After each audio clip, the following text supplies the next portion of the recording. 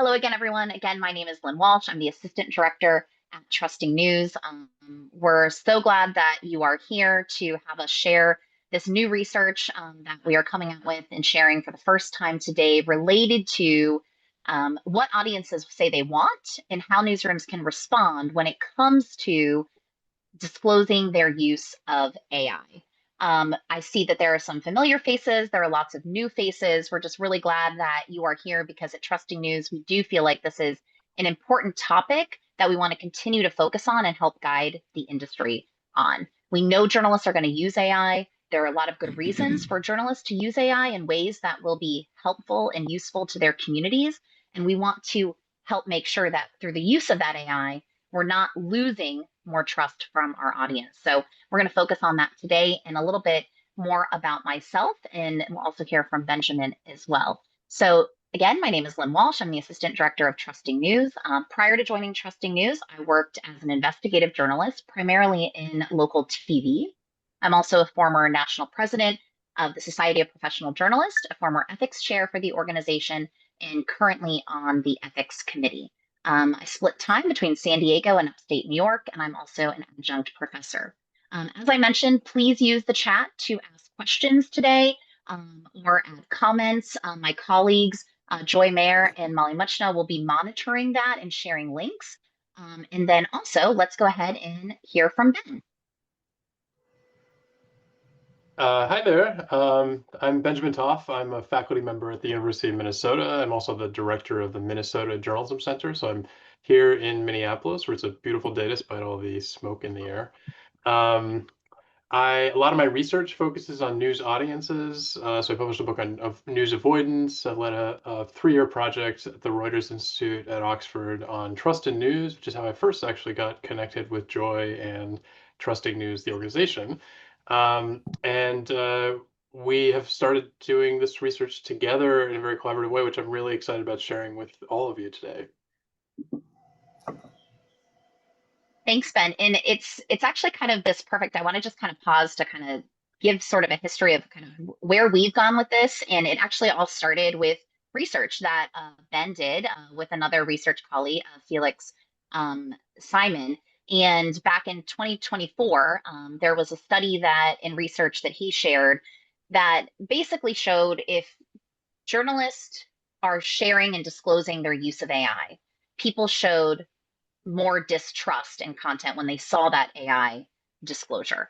And so I remember seeing this and thinking, oh no, are we going to have kind of a takeaway from this be we can't disclose AI use because it's going to lead to more distrust? And for me, from sort of just an ethics standpoint, I said, I don't want to see that happen. I do think transparency around our use of AI is something that ethically we should do. And so I actually reached out to Ben and we had a conversation about the research he did, which then led to us diving into the research together and basically trying to figure out if journalists are going to use AI, which they are, how can they use it ethically and responsibly and in a way that's not going to lose trust and maybe potentially even build trust. And so all of that started first with an audience listening cohort last summer.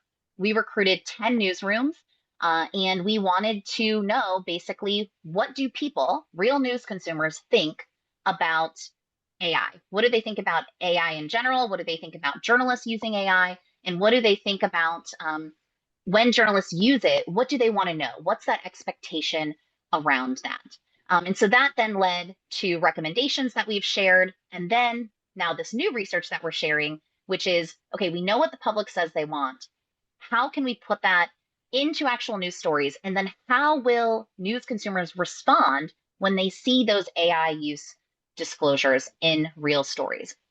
Why we started with audience listening with that first cohort is because at Trusting News, we really do believe that journalists can make more informed decisions about what it means to serve the public if they understand the people they aim to serve. At Trusting News, a lot of what we do to help journalists build trust, that's our goal. We want journalists, people who are sharing factual, accurate, responsible information with the public. We want them to have trust with the public because if people don't trust you, they're then not going to consume that information. And so when we look at strategies, primarily those strategies are based in engagement and listening and in transparency. So that's why we started with that audience survey. It led to the audience telling us we want transparency. And so then we recruited more newsrooms to test and see what that would look like and how audiences would respond. And so, Ben, why don't you walk us through these three phases of research that we did, starting with phase one? Sure. Yeah. So this just give you a broad overview, and I'll take you through each of these one by one. Again, pretty high level because we want to make time to make sure we leave a lot of time for both going through some of what we found and also questions. So we started with really testing language around disclosure. So we gathered information from the first cohort that we're working with in the fall for different ways of talking about the use of AI, different kinds of use cases, different kinds of human oversight, different motivations for using it. And then we pre-tested how audiences were reacting to that. And then we tested how they responded when they saw those disclosures in news stories that were generated with AI. And I'll say a little bit more of that in a second. The second phase was the second cohort this spring used an opt-in survey to give feedback about the actual disclosures they were seeing on real news stories. And then the third phase, we took what we learned from the previous phases and we did another round of testing that was more focused around visually how that information was displayed. So let me just say a little bit more about each of these phases if you advance the next slide. Mhm. So that first stage, I said we did this pre-testing where we tested the language itself, sort of that what is the best way, or how do audiences respond most favorably towards different ways of describing the uses of AI. And then, as I said, we took sort of what we learned from that and did this first round of experimentation where we gauge on an actual story. We had a randomized set of people who saw the same version of the story with a disclosure versus no disclosure, and then we varied the amount of detail in that disclosure in that first experiment. That first round of experimentation, we looked at 4 different topics of stories. So 2 that were about politics, 2 that were about sports, and we varied the use cases of AI that was being disclosed. So transcription in one case, document analysis for enterprise journalism, and using AI to create a first draft of the content. So this was again that first A/B testing we did, and this is what example of what it looked like in the stories. The stories themselves, we used AI to generate a draft, and then we edited them ourselves. So these were AI generated stories. What varied is that box at the top, the disclosure, the amount of detail in that disclosure, as well as whether or not there was a disclosure at all.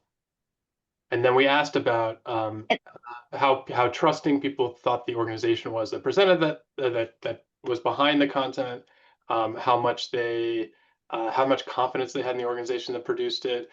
Several questions about how fair or unbiased they thought the content was. Then we also asked about whether they saw the disclosure, whether they noticed the label about the use of AI, and whether they approved of the information in that label, and whether they felt were comfortable with the information in the label. We'll say more about those results as we get into it. The second phase of the Yeah, research so was this survey we did with audiences themselves. So that the cohort shared links to a shared survey instrument about asking for feedback. We asked similar questions. I'll show you some of those questions in the results. The actual disclosures that these newsrooms were using varied to some degree. They were all provided a template from Trusting News for how to think about wording this that was informed from the earlier research. But I think the distinction here that's important to make is these are opt-in surveys. So only certain types of readers actually responded to it. And I think that does inform some of what we got out of it. And then I think there's And one so more. this is an example, Oh, this is an example of just what that disclosure. So with the first survey results that we got, people told us they want disclosure. They told us specifically that they wanted to know why it was used, how it was used, how there was a commitment to accuracy. And so Trusting News developed, many of you maybe have seen this, a Mad Lib style disclosure template. We've shared this widely.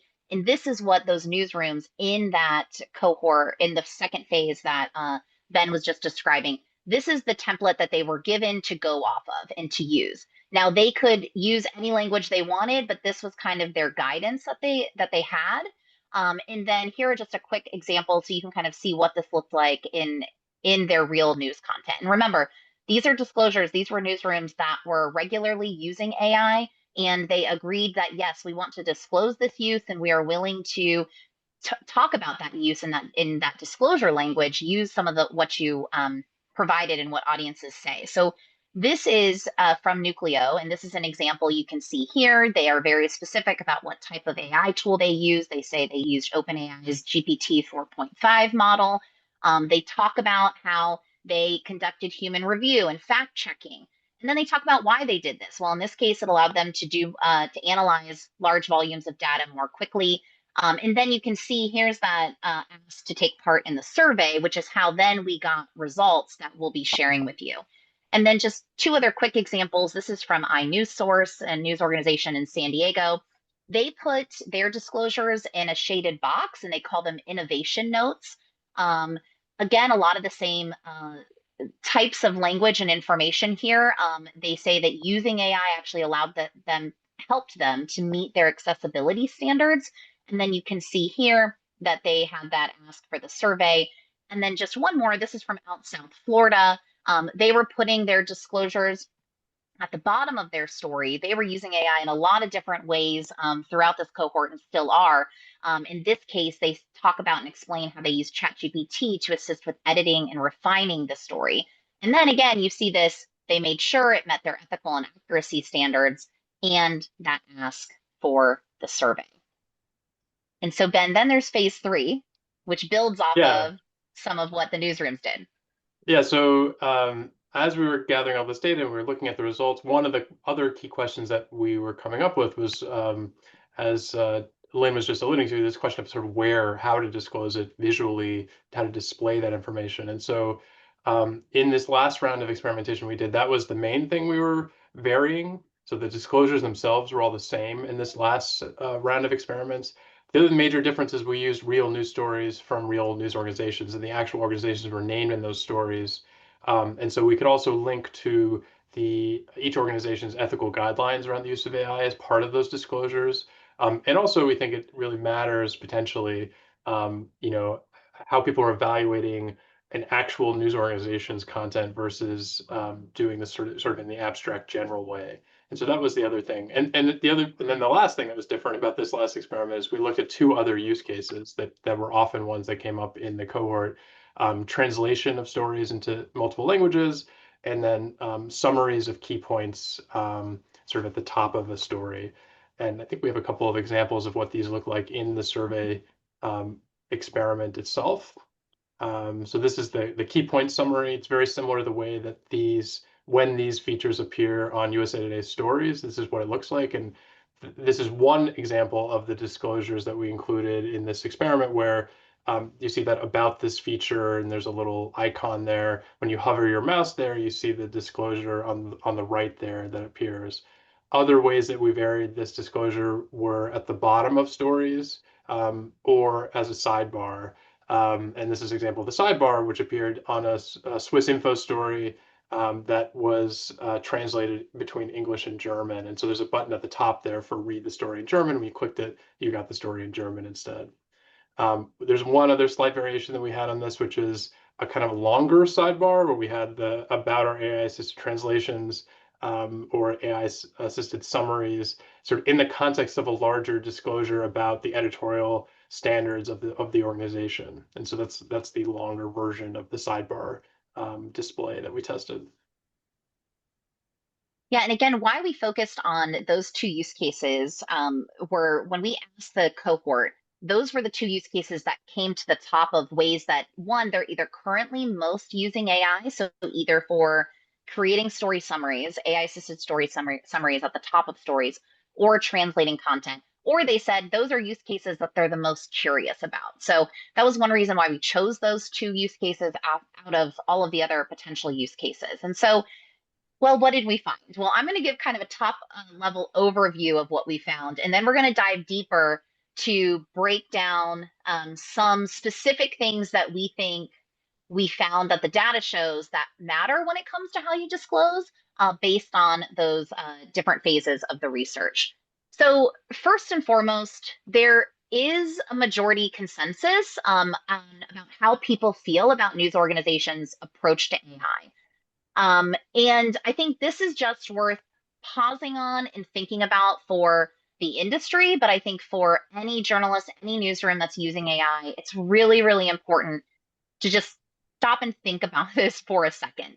Um, First, we heard that 30% of those that were surveyed, and these are people who responded to the survey after they saw the survey link and they asked to participate from the newsroom. So this is coming from actual news consumers, their news consumers.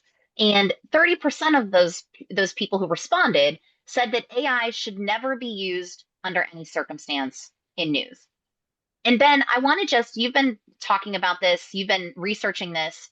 Um, when you saw that stat, I know you've told me like you were a little surprised at how high it was, right? And I don't know if you want to just kind of share a little bit about that. Yeah, I mean, I wouldn't necessarily say I was super surprised, but I think it's worth putting in context. So we did a survey with the Poynter Institute. I said we, the Minnesota Journalism Center, where we collected representative survey data from across the U.S., which we published earlier this spring. There's a link to it in the full set of results that Joy just put in the chat for what we're sharing with you today. And in that survey, I think it was 20% had said that they didn't think news organizations should ever use AI under any circumstances. The exact same question. So obviously we found higher percentage here. I think it's a combination of both the set of people, set of individuals who responded to this survey with this opt-in link. These are people who have, they have a strong view on the subject. I think the other thing to keep in mind, though, as we'll get into some of the other results, is these are also people who are news readers. These are news audiences who are much more engaged, much more interested in news, have stronger views about journalism, and I think that's also contributing to this. So compared to the public as a whole, for whom many of them are not particularly interested in news, not particularly likely to be as invested in it, we have stronger negative reactions to any use of AI. Yeah, and Ben, I'm glad you said that because I think that's why, to me, again, these are actual news consumers. The data may not be representative, but I think, if you're working in a newsroom, this is worth paying attention to and something we're going to talk about why it's important to talk to your audience because these are actually the people consuming your content. And so we should be paying attention to their thoughts on really any topic, but I think especially when it comes to this use of AI.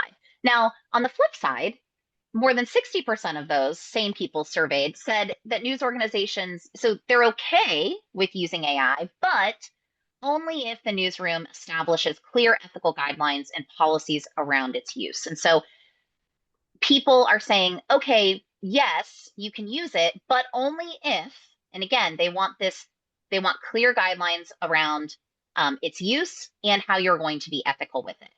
Two other points that we learned is that kind of that question, okay, which we set out to answer, which Ben's first research in 2024 set out to answer. If people see that AI was used in a news story, how does that impact trust in the content? And so what we found here is that generally that disclosure of AI did lead to a decrease in trust in the news story basically, and when we look at this question, because we asked it in different phases of the research, we asked it with those survey respondents, and we also asked it with that second round of A/B testing. We saw that the survey respondents, so again, those actual news consumers, the real news consumers from consuming the content and opting in from their newsrooms that they read content from, were especially likely to express distrust in the news story after seeing that AI was used. Now, the A/B testing saw similar decreases, but we did see some differences when we look at how AI was used. And so we're going to share more about that and we can talk and weigh in on why we think that might be. Another thing that we learned is that overall, it seems that when you look at and kind of look at how people feel about AI in general, not just if you look at other research that's done and when people express their feelings, because we also had qualitative data here as well and open-ended answers for people to weigh in. People, it seems, are bringing their, in some cases, negative feelings about AI, whether concern about AI, their distrust of AI, their distrust and concern about it leading to misinformation and disinformation. they're not understanding it. They're concerned about it leading to job loss. So when you look at those feelings about AI in general, it seems that that is being kind of carried over and brought to their feelings of then it being used in news. And so what we found is that when we think about and dive into details about how the disclosures were written, what to include, we do think there are some clear takeaways, but it does seem that just that reaction to learning that AI was used tended to be stronger than kind of any reassurance that was provided, even when given details that they said that they wanted. And we'll expand on that more. So, Ben, let's talk about this question again, but in more detail as you kind of provide and break down the data a little bit more. How does disclosing AI use impact trust? Yeah, so I'll start with some of the responses we got in the survey we did with the cohort. So this is their audiences, actual news consumers, seeing these examples of disclosure in the content. We asked one question about, in light of the information in the label, to what extent are you more or less likely to trust the story you just read? And you see there are some, about 30%, who actually said they were more likely, but there's a larger percentage who said that they were less likely to trust the story that they read. So on balance, there's kind of more of a negative reaction to seeing the disclosure. And again, it's the use of AI, it's association with using AI more than necessarily information, the more detailed information that's been provided. Um, And Ben, I think also worth pointing out is the large, I mean, 28% who are like neither more yes, or less likely. And so to me, you do have this potential opportunity maybe by explaining more. It is, we don't know exactly why people said neither more or less likely to trust, but I see that as like a potential opportunity for newsrooms because there are people on the fence. They're maybe not sure.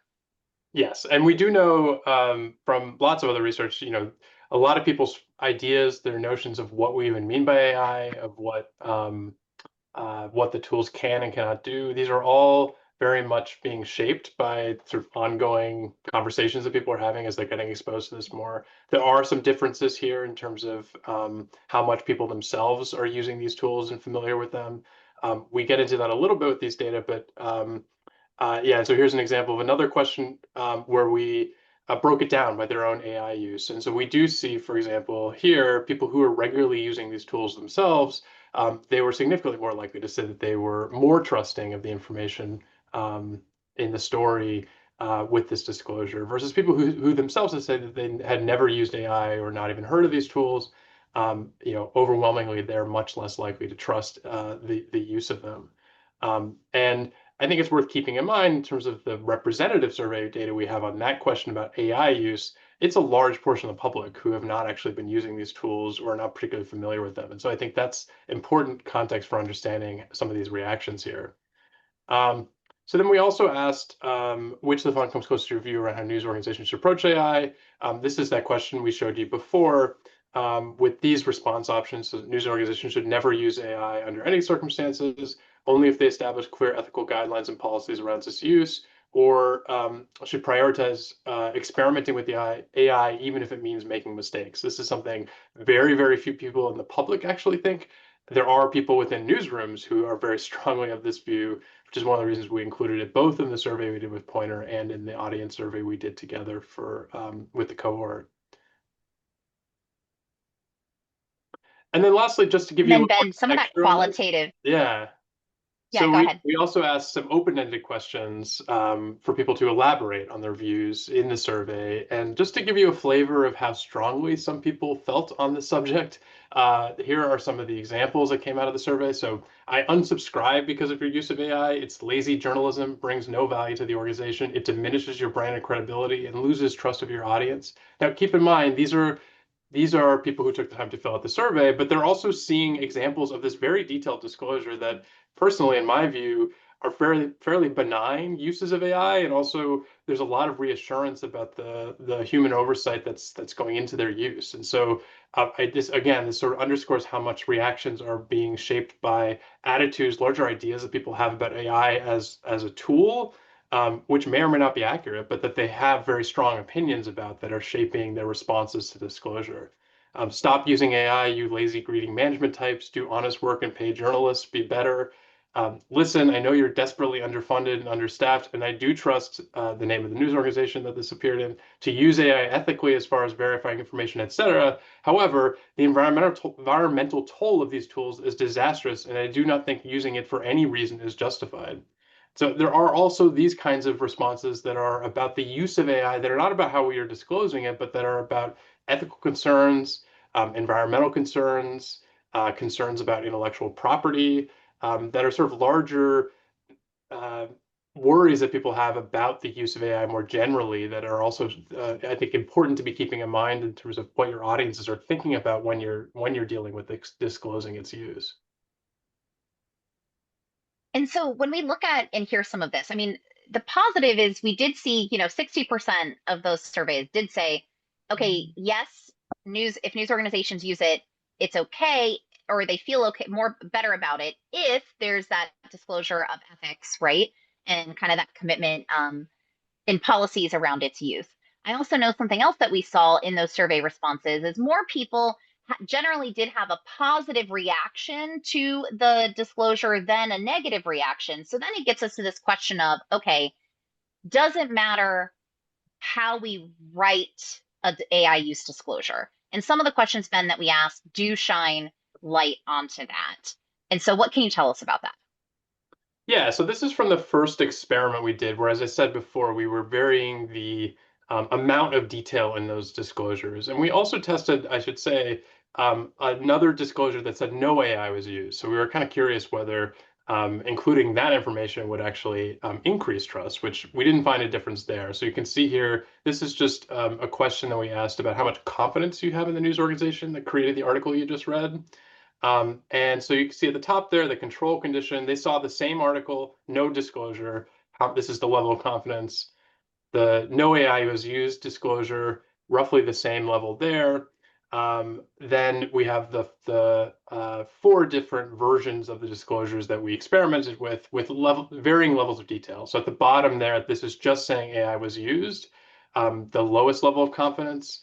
Then we had how AI was used in addition to the fact that it was, so exactly what the tool did.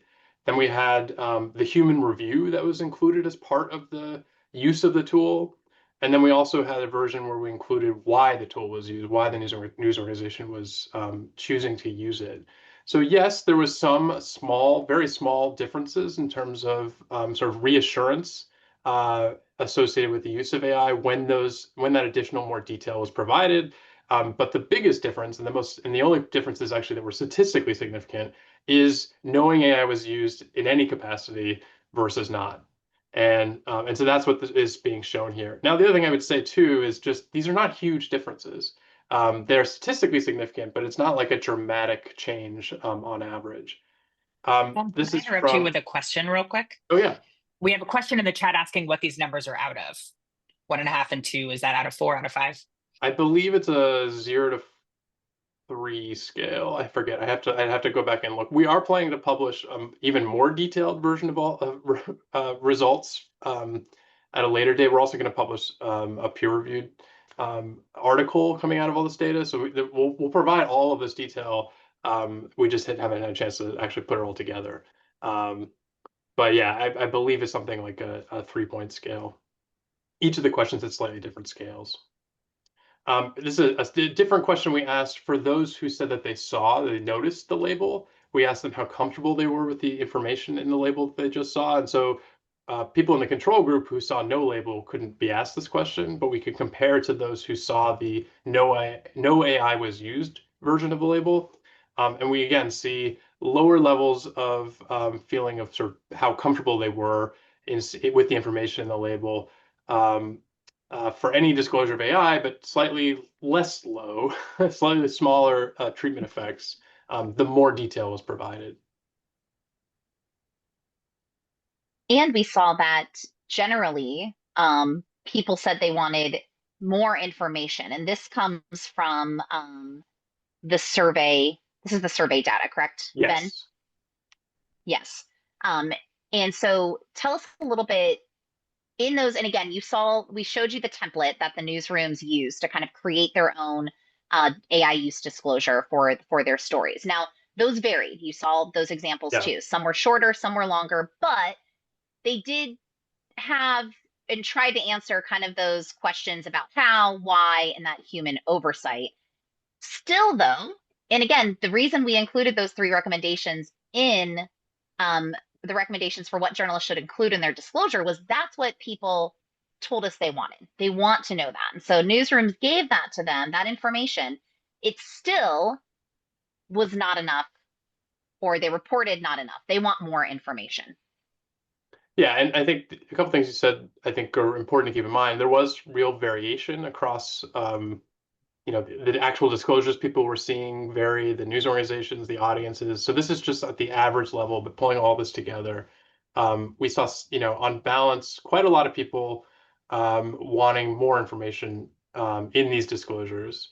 On balance, slightly higher levels who felt like they had enough in terms of how the tool was used. But pluralities who wanted more information about precisely why it was being used, and also on the human oversight side. Which then gets us, Ben, to this question of placement. And again, when the newsrooms were when you think of any kind of transparency element, right, that newsrooms might use, sometimes it's an editor's note at the top, sometimes it's a shaded box, sometimes it's something that pops up or people have to click on. And so when newsrooms are experimenting with this type of disclosure about their use of AI, we're seeing the same thing happen. We saw newsrooms, editor's note at the bottom, editor's note at the top, a shaded box in the middle, a sidebar.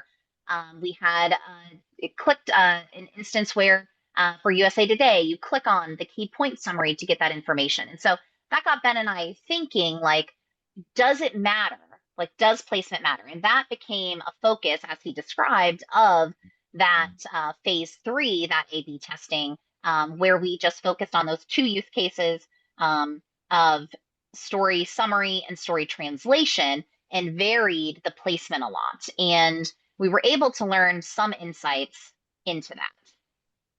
Yeah, so this is the question where we ask people whether they noticed the information about the label. Notice the information in the disclosure, and you can see some pretty important differences. So that hovering example for the key points, or under the read this in German, there was about this feature, and you hovered your mouse. People far less likely, not terribly surprisingly, but far less likely to say that they actually noticed the disclosure when it appeared that way. The highest levels of kind of noticing actually were when it appeared at the bottom of the story, versus the sidebar. And then you see there's the two different versions of the sidebar. But this actually, there's some research that suggests, like from eye tracking studies, that people don't really pay attention to things that are on the sides of news articles.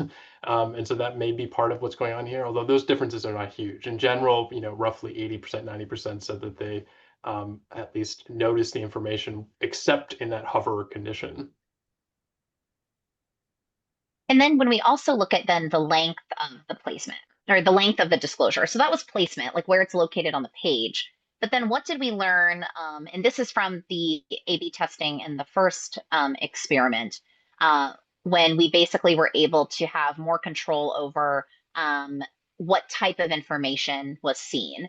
And so the length of the label, how did that, and how much information was in it, how did that impact someone's likelihood to pay attention to it? Yeah, so you can see here that basically the longer that disclosure is, the more likely people were to have noticed it. I think one of the other things that's interesting is this version of disclosure, which is that box at the top of the story that we did in the first experiment.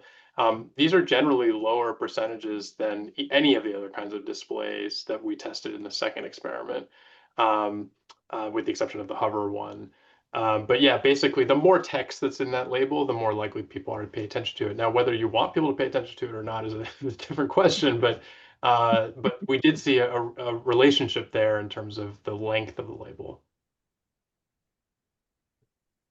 And then there's this question of, does the type of AI that I'm using, or the way that I'm using it, so if I'm using it for story summary, if I'm using it for translation, if I'm using it for transcription, data analysis, are audiences responding to those use cases differently?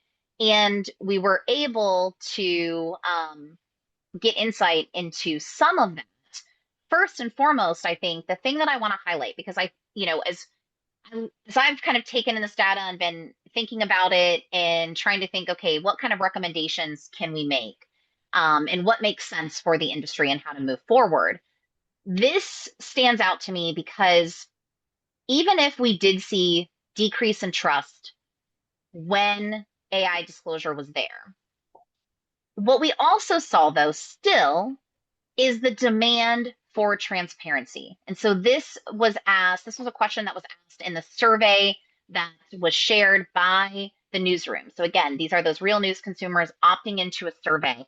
And you can see that pretty much for every use case we asked about, except for one, more than 50% of the respondents said it would be extremely important if this AI use was disclosed. And even the disclosure or the type of AI use that didn't make it to 50% for extremely important that AI use was disclosed, that was at 43%. So overwhelmingly, people are still saying, we want your AI use disclosed. It doesn't matter if it's translating text into different languages, creating infographics, summarizing content, analyzing data, filling in information in stories created from templates, right? Maybe you're trying to reach more people with your weather coverage or different types of coverage around the environment, right? Writing text, editing photos, generating images, people want that disclosed. And so as we're going to share some recommendations after that, but I just do think this is what people want, and we need to kind of find a way to share what we are doing in a way that's going to make them comfortable so they don't lose trust in all of our news content.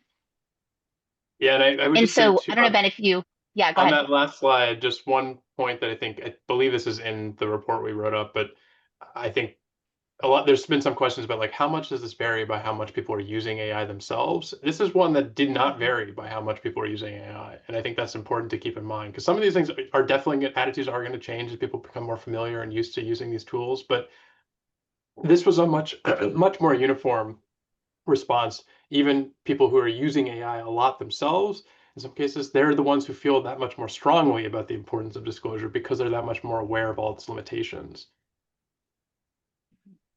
Thank you. That's an important point to add. Thank you, Ben. So this is looking across both of the two experiments we did, that first experiment, the second experiment. But again, we're on average, this is the average treatment effect for a question about how trustworthy you believe the news organization was that published the article on a 0 to 10 scale. So these are not huge effects, but you see the first two use cases, analyzing documents and transcription, significant decrease in perceived trustworthiness of the organization when people were seeing that disclosure that described this as the use case. Decreases in trust for content creation, which is using AI to create a first draft. And then that key point summary in the USA Today example, those two were not statistically significant, so they're decreases, but we don't have total confidence that they're not that there's no effect there, and then really no difference for translation. And on that last slide, you saw too. Translation was the one that people felt the least strongly about in terms of the importance of having disclosures. That's actually aligned with some of those results. And then this question comes down to, Ben, which you've been sharing some insights, but does who the news consumer is matter? And so like are we seeing differences depending on who might be seeing that AI use disclosure? And we did see some differences. Tell us what those are. Yeah, so I don't want to get too in the weeds here, but this is from the first experiment we did where we tested the different sort of levels of detail in the disclosure. And we tried to model the differences by both what we call procedural news knowledge, as well as I'll show you in a second, general levels of trust in news. The one that we couldn't really do this on is how much people themselves were familiar with using AI, in part because we didn't want people to be thinking about AI before we showed them the results, because we didn't want that to be we don't want to prime them to be thinking about AI if they're in a control condition in which they're seeing a story for the first time and there's no AI being mentioned. But we also think there is a relationship there. So on this one, on levels of procedural news knowledge, which is essentially how much people know about some basic And Ben, journalism. That's what I was going to say. How can you explain just briefly, like how you get at that, How we measure it. to know their level? Yeah. Yeah, so we ask a series of questions about certain things about how news works. They're factual questions that we're asking for sort of level of familiarity with. I would have to sort of pull up the questions to look at them exactly, but they tend to be things along the lines of like, are journalists required to be professionally licensed by the Society of Professional Journalists? No, they're not, but there are a lot of people who think that they are.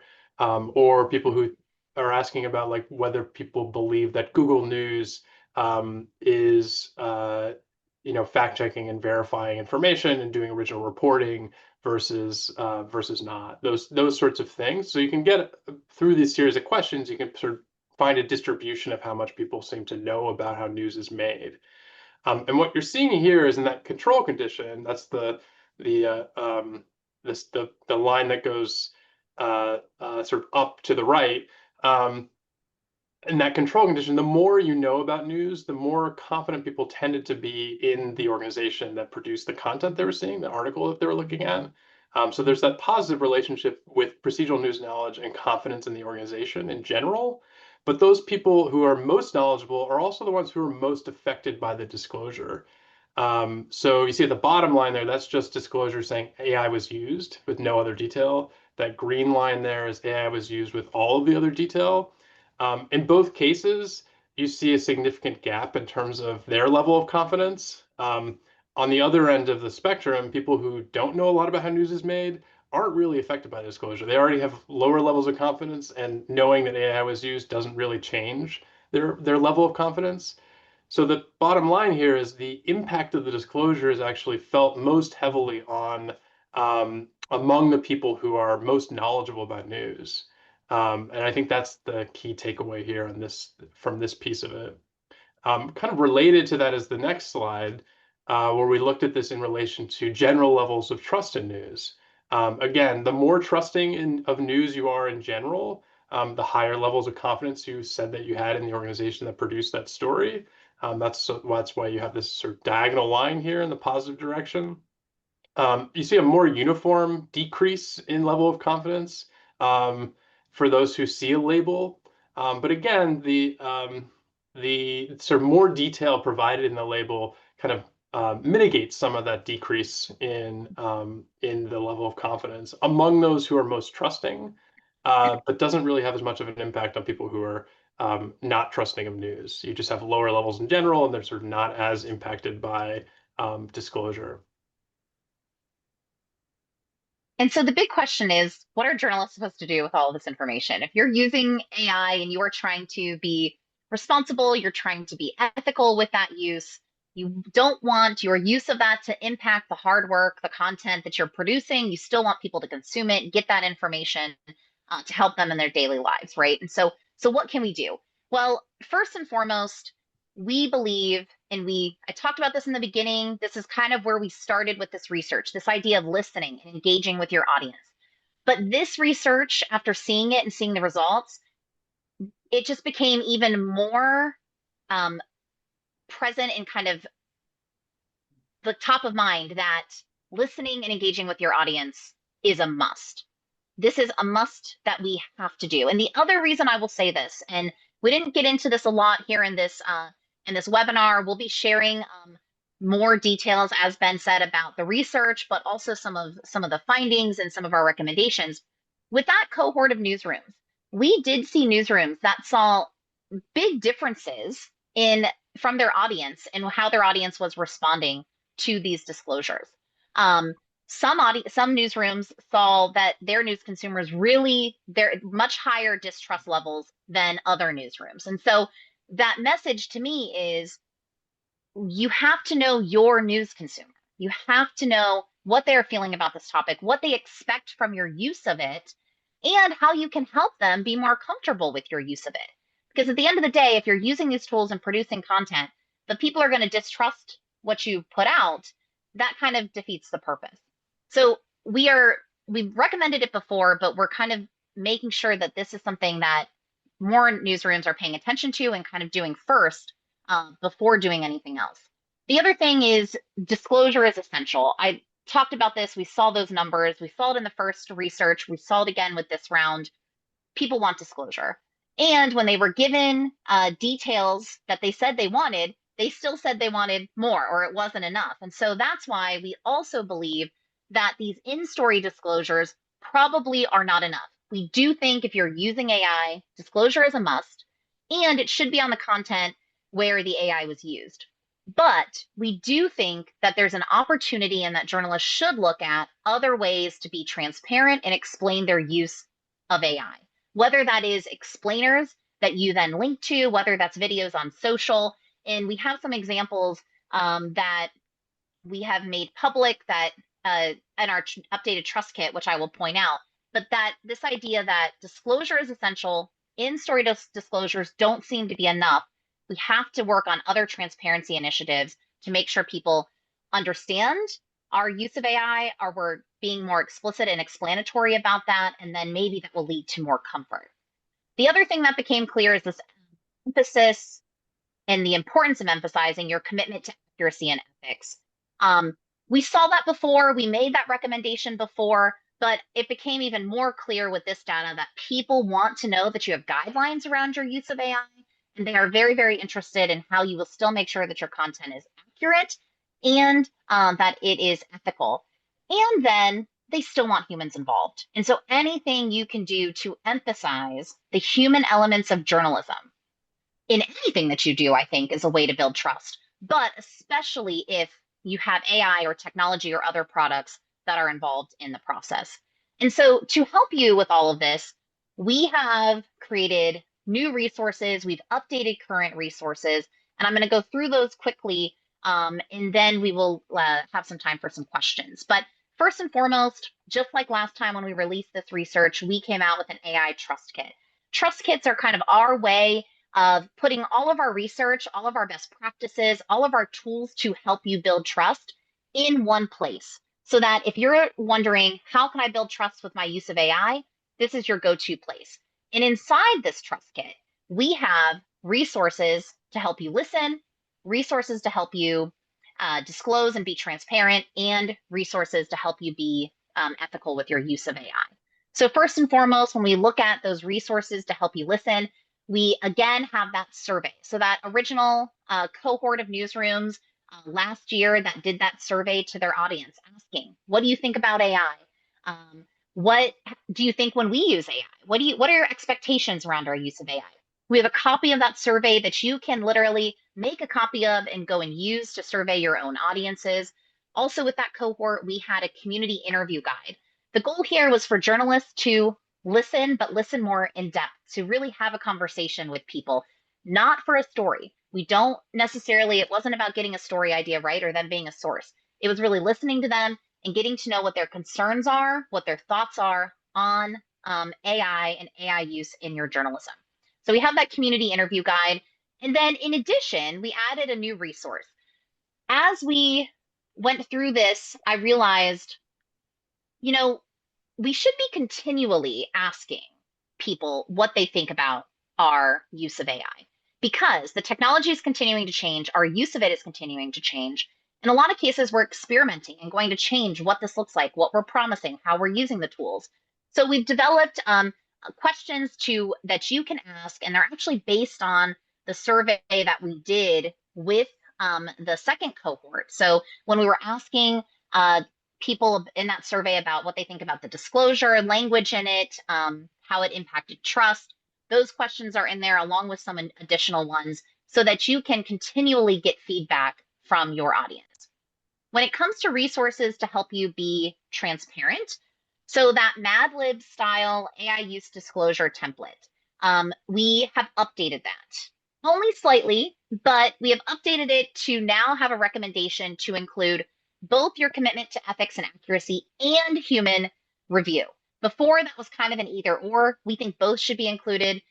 And we also are recommending that you include a link to an AI use policy. That was something that people clearly said that they wanted and expected. And so we are now saying in your AI use disclosures, in stories, include that. To help you create that, template and fill in the blanks. We have a worksheet that can help you fill that in. We also have a worksheet to help you create an AI use policy. Pointer has a great resource on that as well. That is linked to on our Trust Kit. The idea with the worksheet that we created is sometimes getting a policy can take a long time. It can be a process, and we understand that. We don't want that to hold newsrooms back from getting on the record. And so we have suggestions on how you can basically answer 3 questions. Are you using AI? And if so, how? How are you not using or experimenting with AI? And what can you promise your audience? So 3 basic questions that you can answer to then create something that maybe is an FAQ or something that is a living document, living web page that you can update as you continue to experiment. So 2 worksheets to help you create that AI use policy, to create the in-story AI use disclosures. We also have sample language for you to copy and paste and use to create that disclosure, fill in that Mad Lib. That sample language, it was provided to that cohort we mentioned and was improved based on some of their feedback. We added some things around photo and video, using AI in photos and videos. So again, another resource there to help you create these AI use disclosures and your AI use policy. And then we have a lot more newsroom examples of AI policies, newsroom AI use disclosures, and other transparency initiatives. When you go there, when you go to our Trust Kit, if you have an AI use policy, please send it to us. We have a form for you to submit it. We'd love to include it. And then some resources on how to help you be ethical. A question that's come up a lot and that we've seen some newsrooms face is what happens if content you don't control, a crossword, freelancers, what happens if they use AI content? What can you do? How are you prepared for that? We have a resource to help walk you through questions to ask people you work with, whether that is a company, that is an individual, about their AI use and things you can do to kind of prepare. Because at the end of the day, the public is not going to say, if they see that AI was used and you didn't tell them, it's your content. They're not going to go blame the freelancer who they don't know by name or the contractor or the company that makes the word game. They are going to associate that with you. So how can you spot and disclose AI content in some of that you don't control? We also have a guide based on some of the results that shows what people are more comfortable with when it comes to AI use in news. And we're collecting some research to help you kind of better understand how people feel about AI in general and its use in news. And so we're going to be diving into some of those recommendations more over the next 4 weeks. The best way to kind of get some more in-depth tips on that is to subscribe to our newsletter. And then one last exciting announcement. We've been kind of teasing it and talking to people about it, but we're finally ready to make this live. We are currently accepting applications for 2 opportunities to build trust with through the use of AI, but specifically, this is focused on educating the public about AI. In the first survey that we did last year, people said they want to know more about AI and they would welcome that from journalists. And so we now have the opportunity to recruit a cohort of newsrooms. You'll get, if you are accepted, there's a $2,000 stipend that comes along with that. And you would commit to sharing AI education resources with your community. The other opportunity we have is around innovation grants. If you're a newsroom who engages with your community a lot already, you already maybe work in some media literacy ways with your audience, this could be a good opportunity for you to apply to get money, $5,000, for an idea on how you would want to educate your community about AI. So both are focused on AI education, little different aspects of them, but we're really excited to share that. And then just really quickly before we have 5 minutes for questions, a thank you to the Patrick J. McGovern Foundation, who funded this round of research and is funding this next round of those cohorts around AI education. And then we can't do any of this without newsrooms.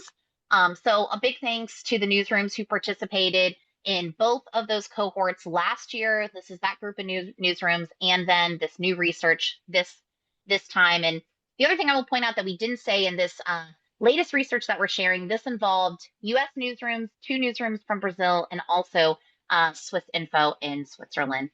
So with that, I'm going to stop sharing and see if we have any questions. And I don't know, Joy or Molly, if anything popped up in the chat that you think is worth an ask, but also if anyone does have a question, you can feel free to um, raise your hand and we could also call on you that way. No, I think it's very good and informative, and I think so. Okay, it's too much because my English is not good, but I think you understand my words. This is very informative because in Pakistan we faces many challenges. Actually, in the regional media outlets, so I think this was so helpful for us. Oh, great. Thank you so much. I appreciate you sharing that. Lynn, I'll raise something. The chat was super active, and I have a few specific things I'll follow up on afterward. But there was a lot of interesting questions around people's familiarity with AI and how that influenced how they would respond here. And I guess the question of what they're using AI for, do they even know what AI is? Do they know what they're responding to? Like, how do we navigate all of that? Yeah. It's very tricky. I mean, I can say a little bit. I've done some both focus groups and then the survey data we collected with Pointer with representative data, trying to get a handle on that. There's in that survey we collected, which was this spring, I think it was about 40% of the public said they'd never used AI for any purpose, and a fairly sizable percentage who said they were not particularly familiar with what it meant, which I think is why this emphasis on AI literacy is so important. And I think there's an opportunity for news organizations to be really helpful in helping the public make sense of what these tools are. In the focus groups we did, it was clear that a lot of what people are bringing to bear in terms of how they make sense of it are all sorts of influences. Some of it is news coverage, some of it is Hollywood. Some of it is, things they've heard from people about AI. Others, it's very specific to their own experiences, whether they're using it in their own workplace for very specific tasks, or they, just like playing around with it and they're sort of more interested in technology. I do think that using it, I think there are sometimes I think people think like, well, as people get more familiar with these tools and become more comfortable and to be fine with it being used in all these contexts.